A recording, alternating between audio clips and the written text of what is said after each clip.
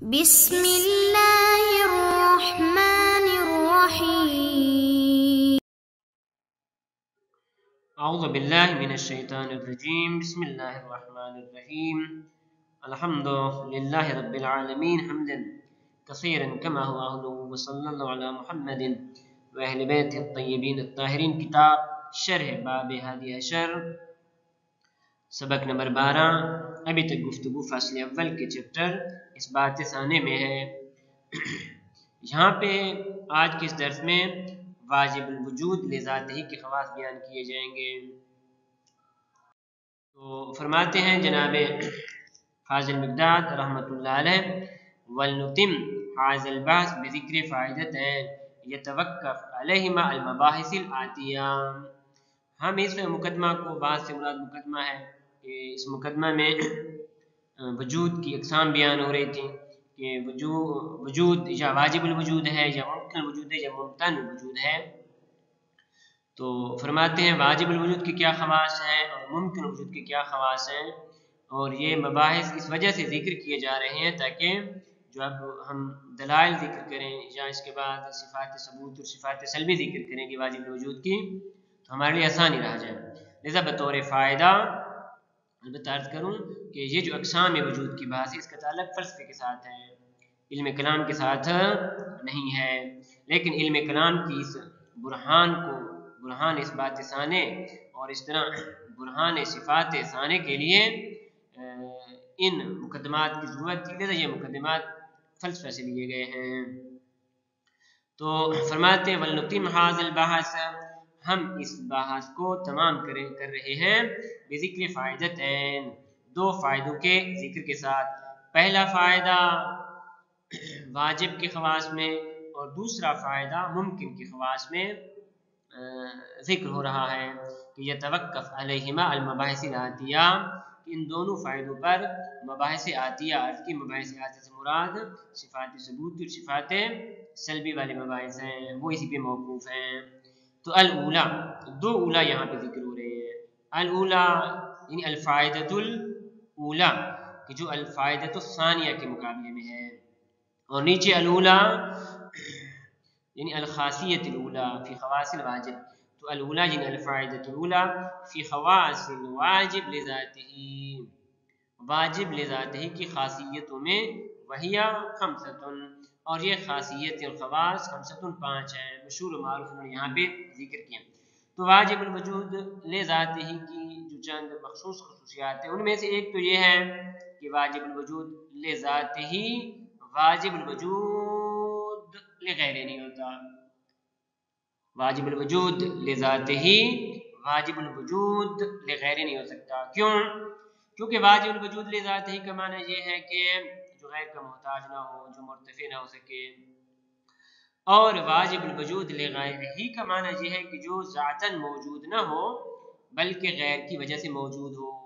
تو یہ کیسے اکٹھا ہو سکتا ہے؟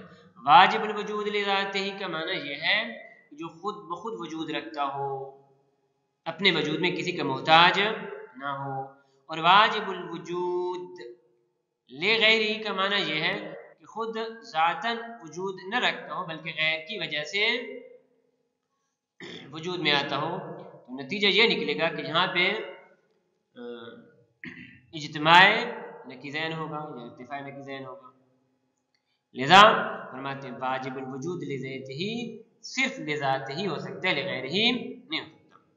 اس کے بعد دوسری خاصیت واجب الوجود لذاتہ ہی کی یہ ہے کہ اس کا وجود اور وجوب یہ دو چیزیں نہیں ہیں بلکہ ایک ہی چیز ہے. واجب الوجود لذاتہ ہی اس کا وجود ہی وجوب ہے اور وجوب ہی وجود ہے. ایسا نہیں کہ وجود اور ہو اور وجوب اور ہو، زائد نہیں ہے. کیوں؟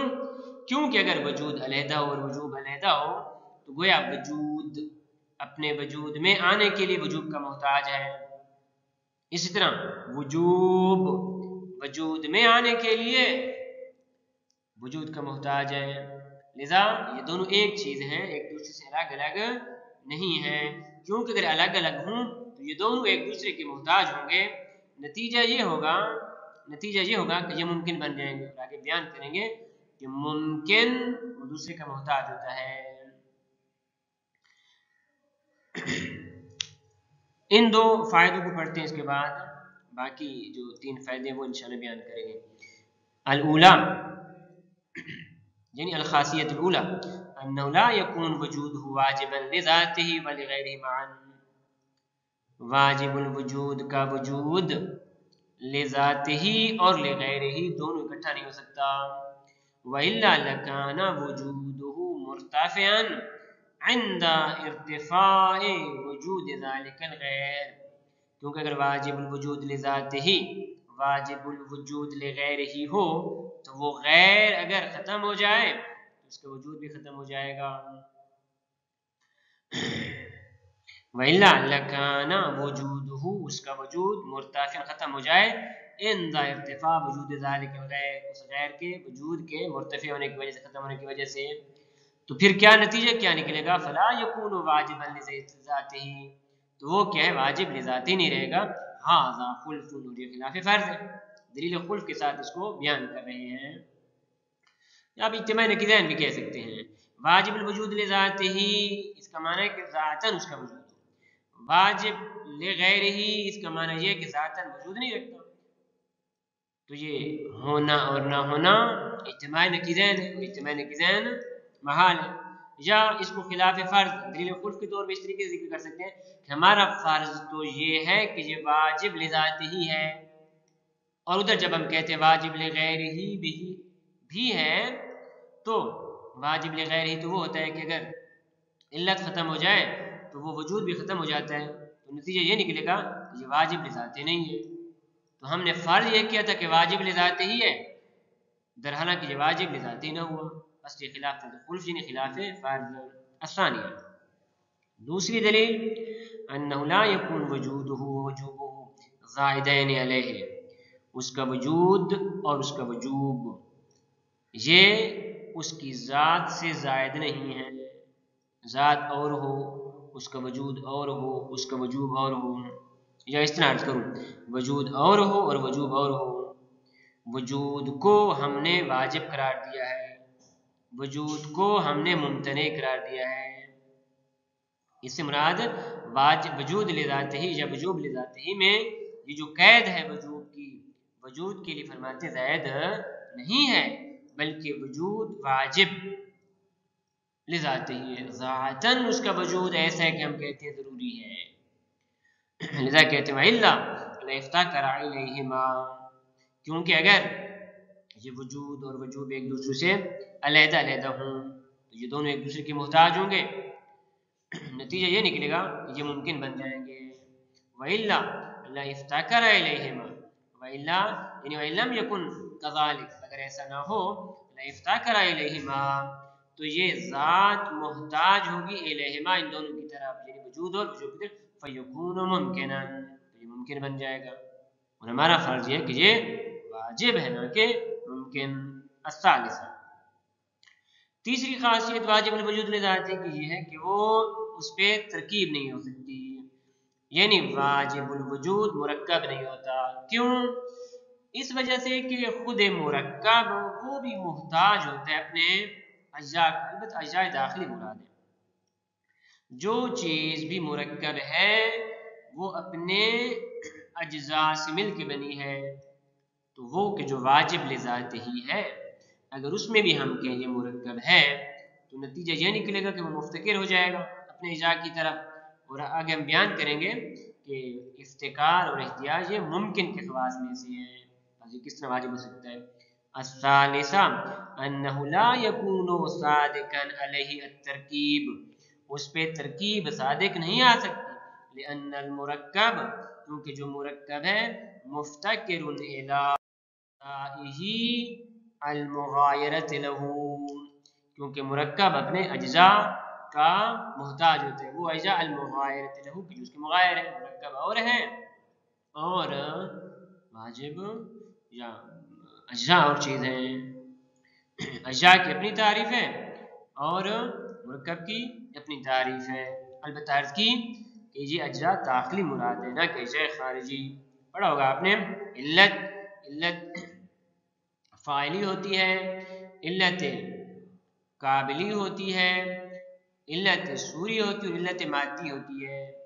ان چار علل یعنی علل اربع میں سے دو خارجی ہیں اور دو داخلی ہیں، تو جو دو داخلی ہیں وہ علت مادی اور علت سوری ہے، تو مرکب اپنے اجزاء داخلی کا محتاج ہوتا ہے، فیکون ممکنا، بس ممکن بن جائے گا، جب اگر احتیاج آ جائے تو ممکن بن جائے گا۔ والممکن لا یکون واجبا لذاتہ، اور ممکن واجب لغیر ہی تو ہو سکتا ہے، واجب لذاتی نہیں ہو سکتا۔